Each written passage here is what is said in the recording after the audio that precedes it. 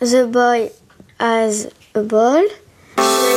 Charlène est en 6e et dans son collège, les exercices d'anglais, on ne les fait pas sur un cahier, mais sur une tablette.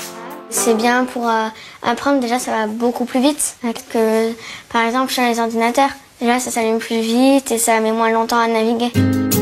Cet outil numérique offert par son département, Charlène s'en sert à la maison comme en classe depuis plusieurs mois, en technologie et en anglais. Karine, sa maman, a tout de suite vu les effets positifs.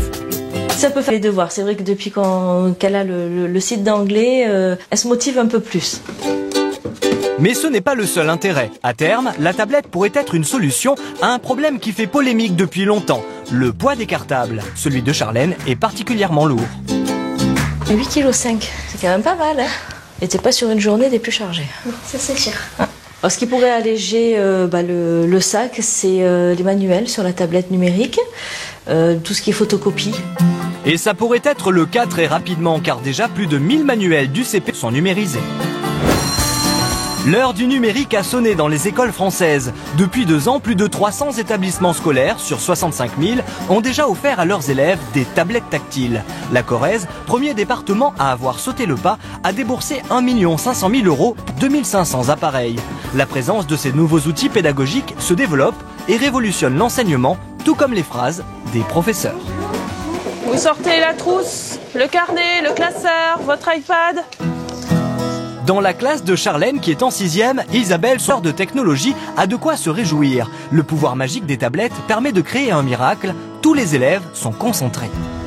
À l'écrit, ils vont être pas motivés, déçus, ils vont souffler, ils vont pas être intéressés, ils vont pas vouloir le faire. L'iPad, ils vont tout faire, même s'ils vont essayer, quoi. Ils vont poser des questions, ils vont essayer. Ces tablettes sont aussi très utiles pour développer le raisonnement des enfants.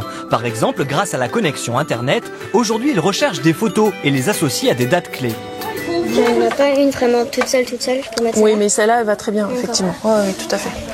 Seul bémol, les élèves disposent de leur outil même à la maison. Et apparemment, ils ne s'en servent pas seulement pour leurs devoirs. Parce que pour m'amuser, quand j'ai fini mes devoirs, dès que j'ai un temps libre, j'en profite pour jouer, pour regarder des choses sur Internet. Du coup, ils veillent au grain. Et la technologie, c'est son domaine.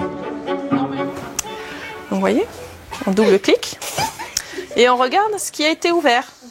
Et oh, c'est bizarre, on a un appareil photo. Malgré ces petites dérives, Isabelle est emballée par cette façon d'enseigner, ce qui n'est a priori pas le cas de tous ses collègues. Je vous fais passer la petite photocopie qui va nous servir de support.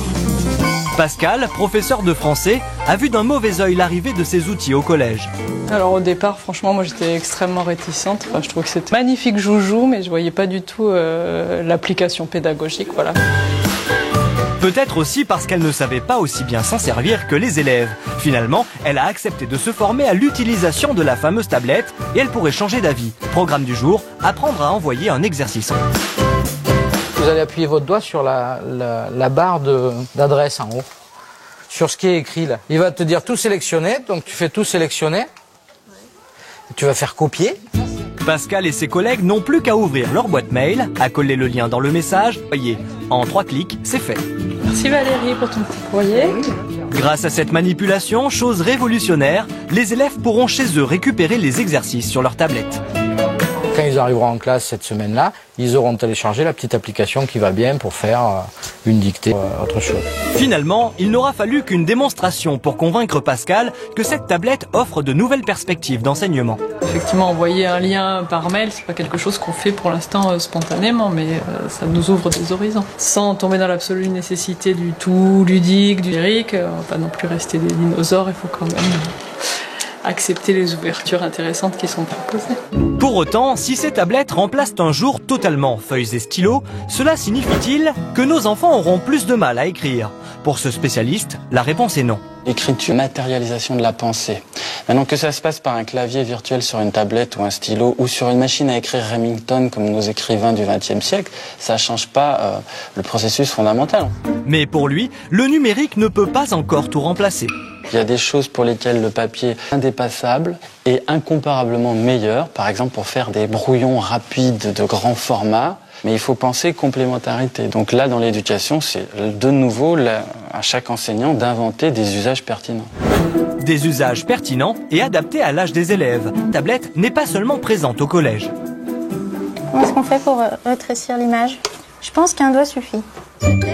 À Vienne, dans cette classe pilote de CM1, Clotilde et ses élèves d'à peine 8 ans l'utilisent depuis près d'1 an. Ils l'ont accueilli avec plaisir, ils le manipulent très facilement et ça permet d'avoir une autre façon de travailler, un peu plus moderne, comme on pourrait dire. Cet écran tactile sert dans toutes les disciplines, en conjugaison, en histoire pour découvrir les châteaux. On peut cliquer dessus et après ils nous disent des choses dessus. Et même en poésie, où la technologie aide à l'interprétation. Le temps a laissé son manteau. Elle m'a filmé et comme ça après je peux m'écouter et me regarder comment je peux corriger les paroles. Pour ces enfants, une chose est sûre, ludique et pratique, la tablette, c'est trop bien. C'est mieux parce que comme ça on n'a pas besoin d'avoir plein de cahiers sur le bureau, ça tient beaucoup moins de place. Et c'est tout dans la tablette. On peut apprendre en s'amusant. C'est un ordinateur. Donc, je trouve que c'est mieux de faire avec ses doigts sur la tablette que faire avec le clavier et une souris. Mais pour l'institutrice, pas question de l'utiliser toute la journée. 1 heure suffit. Pas question non plus de bannir cahiers et stylos. Les élèves sont écrire. Toute notre vie, on a besoin d'écrire. Donc il ne me semble pas qu'une classe uniquement avec des tablettes soit souhaitable. Si la tablette numérique remplacera sans doute un jour le cartable, la trousse, elle, n'est pas encore prête de disparaître. Pas sûr en effet que le jour du bac, ce joujouique soit autorisé.